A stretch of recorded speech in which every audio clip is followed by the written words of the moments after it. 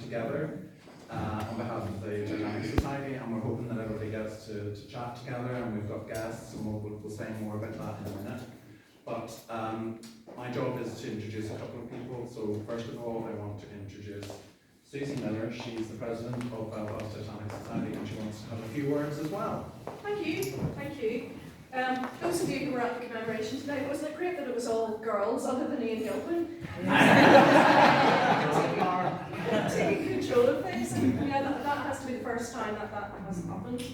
So it's lovely to see you all here this evening, old friends, new friends, cruise friends, and those who keep coming back to us, and loyal Titanic Society members, like the Alexanders, for example. I see there, hello. So it's lovely to see you all. We haven't been able to do this for over a few years now, maybe 4.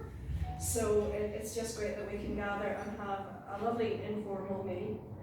Normally, way back in the old days, we used to do our dinner on the 2nd of April or thereabouts, because that was a sort of celebration of seeing the ship away.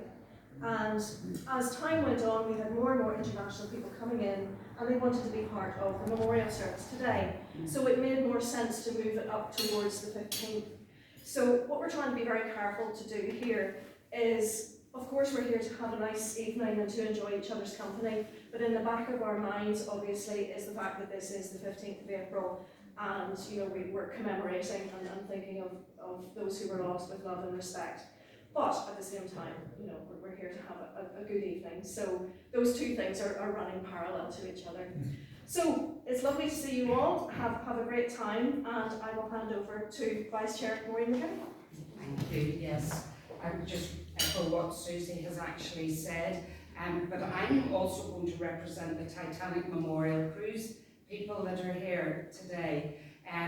Back in 2012, there were approximately 1,309 passengers from all over the world, different nationalities, different ages, different backgrounds, and in many ways, although there weren't any steerage passengers, we very much replicated what was on Titanic. And we actually did her journey, starting in Southampton and passing by the coast of Cherbourg and on to Cove, or as it was known, Queenstown, and that was the last piece of land that Titanic's passengers and crew would have seen. And then on the 15th of April, this time 11 years ago, we were over the wreck site, so the only thing that separated us and Titanic was 1,250 feet of water. And that was a very special and poignant moment. And for the likes of Susie, whose great-grandfather Thomas Miller was one of those who died in the sinking, it was a sense of peace and closure to actually come to the site and acknowledge the life and the lives of many others that have been sacrificed. And then, of course, we went on to Halifax, Nova Scotia, and viewed the cemeteries, Fairview Lawn, Mount Olivet, and then Arndaheish, where many of the bodies were buried. And finally, we sailed into New York. We completed the destination for many of those passengers and crew that were unable to be there. And over that period of time, the friendships that were forged with each other, they have remained to this day. And we have had some great reunions. The first one was in 2014, when over, I think, around 55 people came, and Claire Nightingale and I and others, we put together a fantastic programme, and we give everyone a great representation of what Belfast meant to those of us who hold Titanic dear in our hearts. And we've done trips to New York, Southampton, London, and so yes, and this year back in Belfast.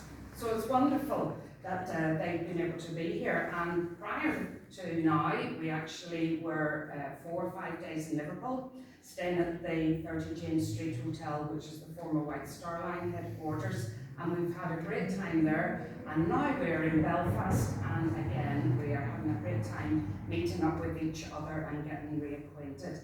And for anyone who was at the memorial service this morning, it was very fitting tribute, and just as Susie has said, we can enjoy each other's company and share stories alike with each other. And even though this is not a full gala dinner, we didn't feel it was appropriate we know that you will hopefully enjoy what has been put on this evening. And I want to give a big thank you to Dennis Nightingale, who has organised most of this. And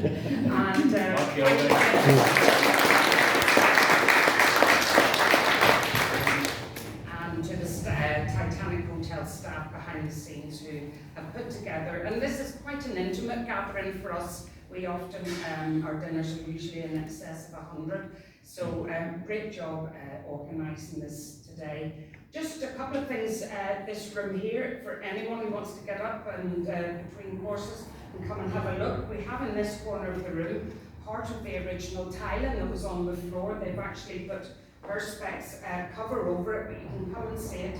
And I believe those tiles are the same as what would have been on the first class smoking deck, is that right, on Titanic and Olympic.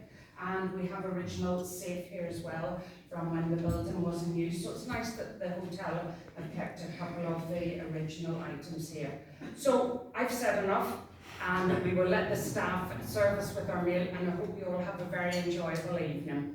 Thank you.